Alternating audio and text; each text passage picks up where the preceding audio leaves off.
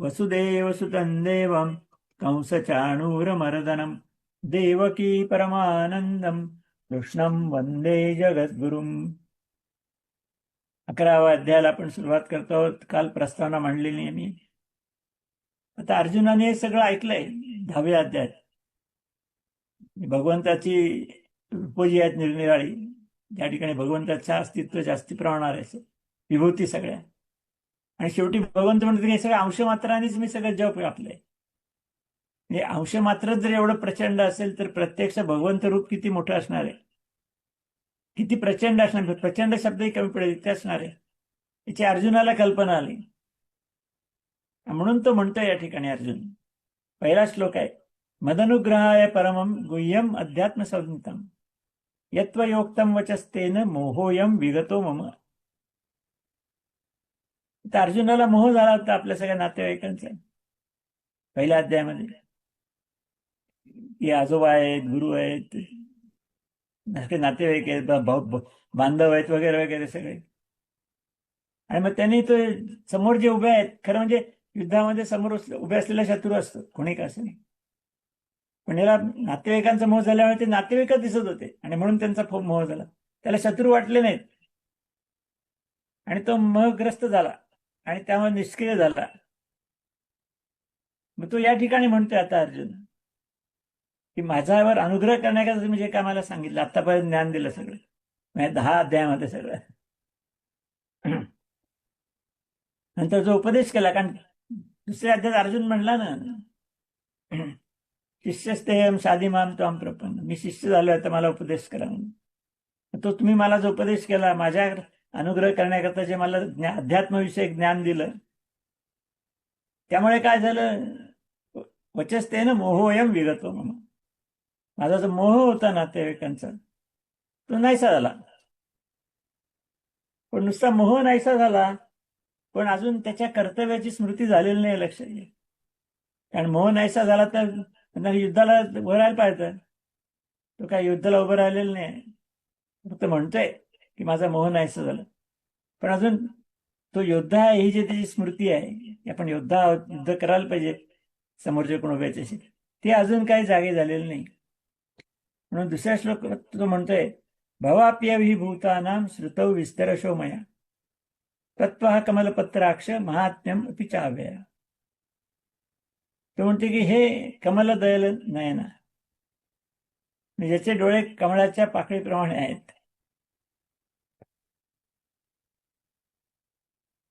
त्यांना म्हणतो की मी आपल्याकडून सगळ्या प्राण्यांची उत्पत्ती, भवसागर सगळा, आणि विलय, उत्पत्तीचं पण ते भगवंताने सांगितलं, तुम्ही विलय पण सांगितलं होतं, ते दोन्ही मी विस्तारपूर्वक ऐकलंय.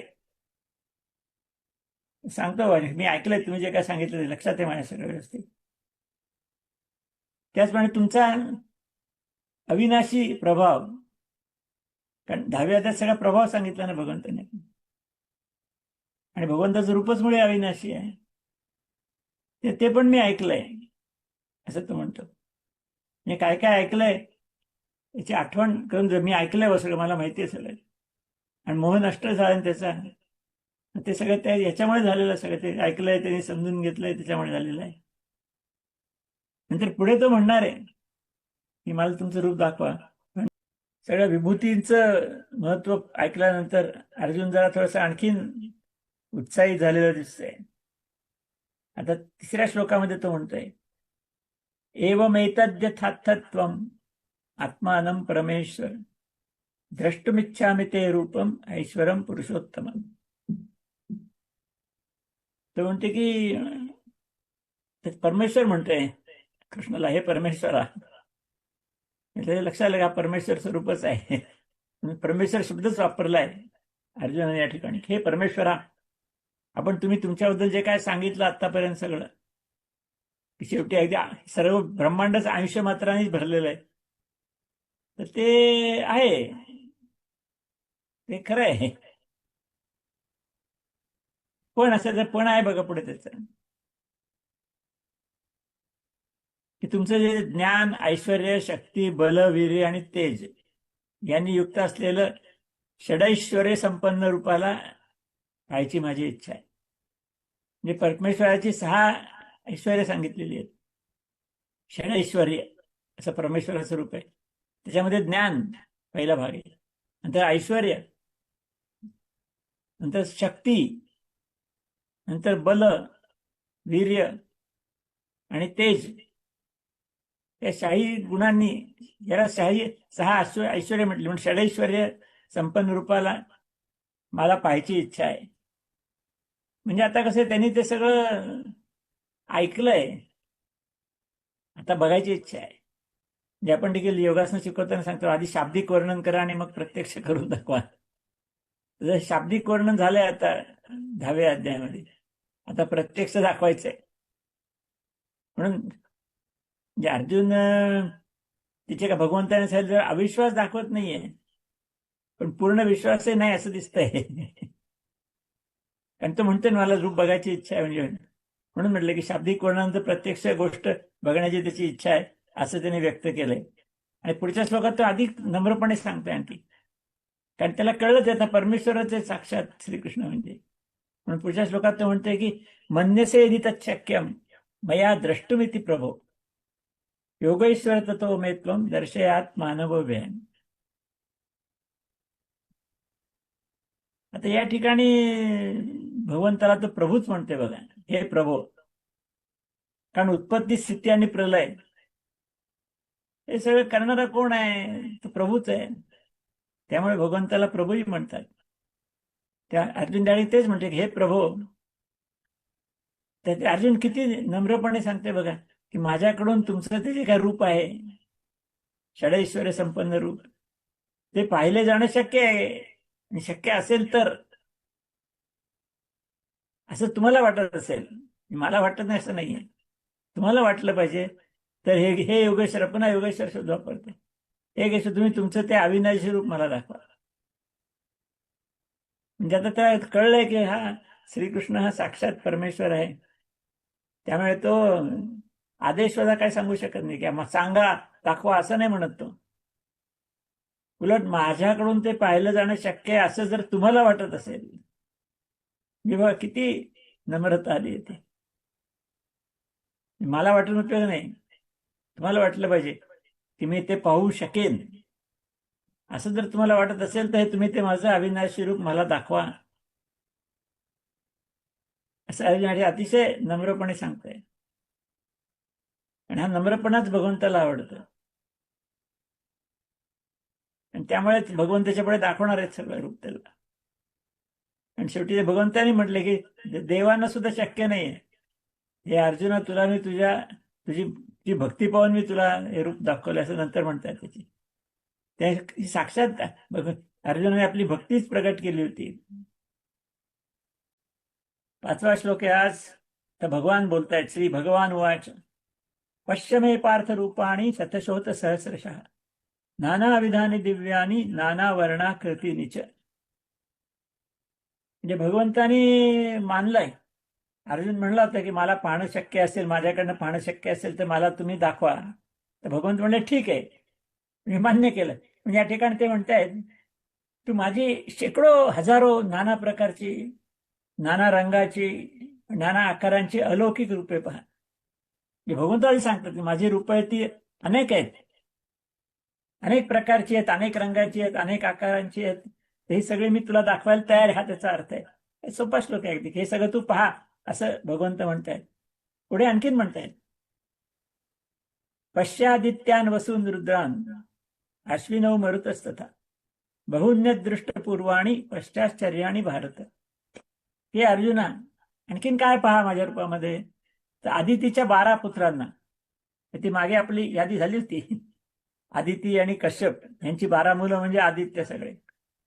आणि त्यातला विष्णू पहिला होता. ती नावं आहेत सगळे, पण नावं काय मी आता सांगत बसत नाही, ती लक्षात पण राहणार नाही. नंतर 8 वसू आहेत, अष्टवसू. भीष्म आहेत, त्यापैकी एका वसूचे रूप आहे. महाभारताच्या सुरुवातीच्या कथेला ही कथा आली ती अष्टवसूंची. नंतर 11 रुद्र आहेत, तेही विभूतीच्या भगवान सांगितलं होतं की रुद्रांमधला शंकर मी आहे म्हणून. नंतर अश्विनी कुमार 2 आहेत आणि 49 मरुद्गण आहेत. हे सगळे सृष्टीच्या सुरुवातीचे मंडळी आहेत सगळे. त्यातनं पुढे सगळी सृष्टी निर्माण झाली. तसं आणखीनही पुष्कळशी यापूर्वी न पाहिलेली आश्चर्यकार रूपे तू पहा म्हणतो. ही सगळी रूपं मी तुला दाखवणार आहे, आणि सगळी मीच निर्माण केलेली आहेत भगवंतानी. हे सगळं मी दाखवणार. मग काय काय दाखवणार आहे त्याचं वर्णन भगवंत आधी करताय. हे पुन्हा मगासर शाब्दिक वर्णन करतायत, मग प्रत्यक्ष दाखवणार आहेत ते आता नंतर. 7वा श्लोक आहे आता. भगवंत वर्णन करून सांगतायत काय काय बघायचंय ते आता. इहैकस्थम जगत कृष्णम पश्चाद्य चराचरम मम देहे गुणाकेश याच्यान्य द्रष्टुम इच्छसी. भगवंत म्हणतायत की माझ्या शरीरात एकत्र झाले सगळे चर आणि अचर. चर म्हणजे हालचाल, आचर म्हणजे स्थिर असलेलं. म्हणजे सगळं चर आणि आचर दोन्ही घेतले की सगळ्याच गोष्टी आल्या ब्रह्मांडातल्या. की एकत्रित असं चराचरासारखं संपूर्ण ब्रह्मांड आहे माझ्या शरीरात तू पहा. तर सगळं ब्रह्मांड शरीरात म्हणजे शरीर किती मोठं असणार आहे ते वर्णन येणार आहे पुढे सगळं. म्हणून म्हणले की आपल्या कल्पनेच्या पलीकडचं ते वर्णन आहे सगळं. ते पहा असं अर्जुनाला म्हणतायत. आणि त्याच्यावर इतरही आणखीन काय काय काय काय मी दाखवणार आहे, ते सगळं पाहायची तुझ्या इच्छा आहे तर ते पहा असं ते म्हणतात. तर पहा म्हणतायत, पण नंतर लक्षात त्यांच्या येते की अर्जुनाला काय डोळ्यांनी दिसणार नाही म्हणून. म्हणून पुढच्या श्लोकात भगवंत सांगतायत न तु माम शक्यसे द्रष्टुम अनेनैव स्वचक्षुषा दिव्यम ददामि ते चक्षुः पश्य मे योगमैश्वर. की तुझ्या लौकिक नेत्र स्वचक्षुषा, तुझे सर्वार्थाने डोळे आहेत तुझे दोन, त्या दोन डोळ्यांनी तू काय पाहू शकणार नाहीस. त्या डोळ्याने पाहण्यास तू समर्थ नाहीस असं भगवंत म्हणताय. आता नाही त्याला तर पाहायचंय, मी पण दाखवायला तयार आहे, पण त्या डोळ्यांनी बघता येणार नाही त्याला. म्हणून त्याला म्हणतात की मी तुला दिव्य दृष्टी देतो. दिव्य दृष्टी, अलौकिक दृष्टी अशी की ज्या दृष्टीने तू हे सगळं माझं विषयाल रूप सगळं पाहू शकशील. आणि मग अर्थात भगवंताने दिव्य दृष्टी दिलेली आहे त्याला. तर अशीच दिव्य दृष्टी संजयला दिली होती आणि ती महर्षी व्यासाने दिली होती. कारण जेव्हा सगळं युद्ध निश्चित झालं त्या महर्षी व्यास भेटायला आले होते धृतराष्ट्राला, दुर्योधनाला, सगळ्यांना. त्या धृतराष्ट्राला म्हणले की ते सगळं युद्ध ठरलेलं तर आहेच म्हणे, त्याला काय ना ते चालणार आहे कुरुक्षेत्रावरती, तू जाऊ शकशील पण जाऊन उपयोग आहे, तुला काय दिसणार नाही तिथे. तर धृतराष्ट्र म्हणलं की नाही नाही मला जायची इच्छाच नाही म्हणे, पण मला कळलं पाहिजे बा. ते म्हणले तुला डोळ्यांचं काय दिसणार नाही तर मी तुला दिव्य दृष्टी देतो.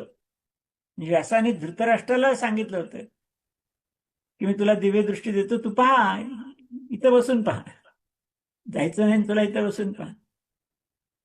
धृतराष्ट्र म्हणले की नको मला दिव्य दृष्टी पण नको, कारण माझ्याच मुलं सगळी मारली जाणार आहे, त्यांचा मृत्यू बघण्यात काय त्यात स्वारस्य आहे.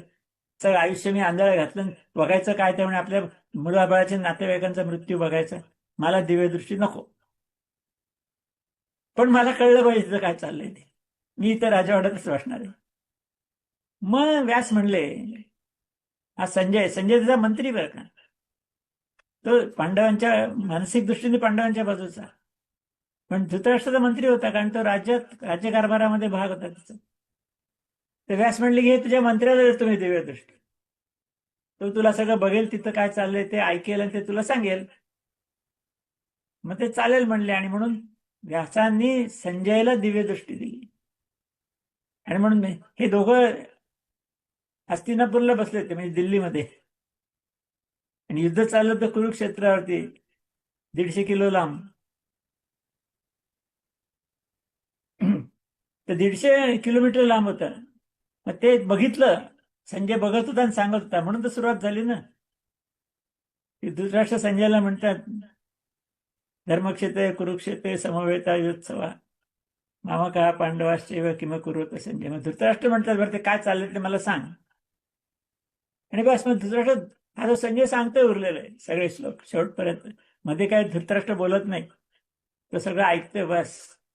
तशी दिव्यदृष्टी संजयला पण दिलेली होती, आणि या ठिकाणी भगवंतांनी अर्जुनाला पण दिव्य दृष्टी दिलेली आहे.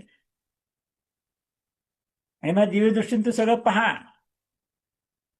आणि काय पहा ते आता पुढच्या श्लोकापासून येणार आहे. ते आपण उद्या बघूया. आता थांबू या ठिकाणी. हरिओम.